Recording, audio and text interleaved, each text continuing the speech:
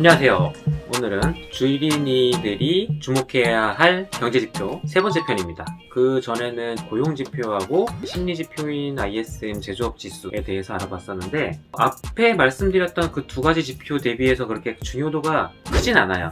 이것보다 더 중요한 지표들이 많은데 굳이 이거를 먼저 말씀드리는 이유는 소비를 세분화해서 들어가 보려고 해요. 고용지표도 말씀드릴 때 그랬지만 주식을 투자하는 데 있어서는 미국이 중요하고, 이 미국이란 나라에 있어서는 소비가 중요하고 하다 보니까 그런 일련의 흐름들을 말씀드리면서 가고 있는데, 대표적인 소비 지표로 다른 게 있어요. 여러 가지 소비 지표가 있긴 하지만 오늘은 먼저 미국의 자동차 판매량에 대해서 말씀드리려고 해요. 왜 굳이 이걸 먼저 말씀드리냐? 소비 지표 중에서는 그 달 중에서 제일 먼저 발표되는 지표이기도 합니다. 고용 지표가 이제 매주 첫 번째 금요일에 발표된다고 말씀드렸었는데, 자동차 판매량 자체도 거의 첫 번째 주에 발표가 돼요. 이번 달에는 4월 2일에 발표가 됐었거든요. 예전에는 제 기억에 매달 첫 영업일에 ISM 제조업 지수가 발표될 즈음 해서 같이 발표됐었던 것 같은데, 요새는 좀 들쑥날쑥한 것 같기도 합니다. 어쨌든 이 전미 자동차 판매량, 이 지표도 소비라는 맥락 측면에서 굉장히 중요한 지표라고 제가 판단을 하기에 오늘 먼저 다뤄보려고 합니다. 자, 생각을 한번 해볼게요. 왜 자동차 판매량이라는 게 중요하냐?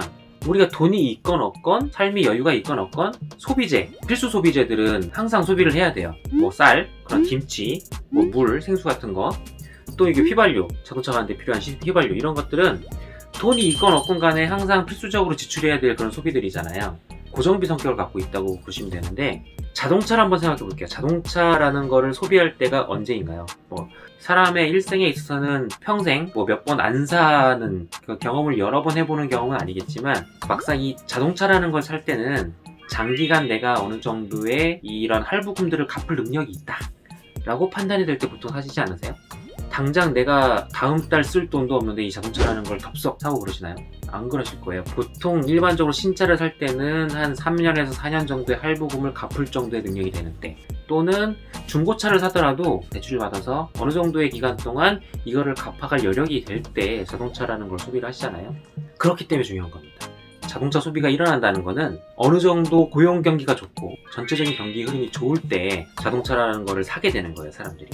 그래서 이 자동차 판매량은 지금 현재의 경기 흐름을 판단함에 있어서 굉장히 중요한 역할을 합니다. 소비라는 차원에서 봤을 때 자동차 판매량이 좋게 나왔다 하는 거는 사람들의 소비 심리가 좋다는 거, 거의 맥락을 같이 한다고 보시면 되세요. 요새 미국의 경기가 얼마나 좋은지를 객관적으로 나타내주는 그런 지표라고도 보실 수 있습니다. 그래서 매달 초에는 굵직굵직한 지표들이 발표돼요. 먼저 말씀드렸던 그런 ISM 제조업 지수도 발표되고, 또 미국의 고용 지표도 발표됩니다. 근데 그와 더불어 이런 자동차 판매량 자체도 눈여겨보셨으면 합니다. 이게 지금까지 말씀드린 것처럼 사람들의 소비를 나타내는 대표적인 그런 지표이기 때문에 그렇습니다. 특히 우리나라 주식 중에서 현대차나 기아차처럼 완성차 업체들에 투자하시는 분들은 이걸 꼭 보셔야 됩니다. 4월 2일날 이 지표가 엄청 좋게 발표가 되었는데, 그날 현대차 주가를 보니까 거의 한 9% 가까이까지 올랐었더라고요. 그만큼 미국에서 얼마나 팔리느냐가 굉장히 중요하기도 하고, 완성차 업체들 뿐만 아니라 전체적으로 소비에 영향을 많이 받는 회사들의 주식에 투자하시는 분들, 경기 흐름을 많이 타는 자동차 판매량 지표에 꼭 관심을 가지셔야겠습니다.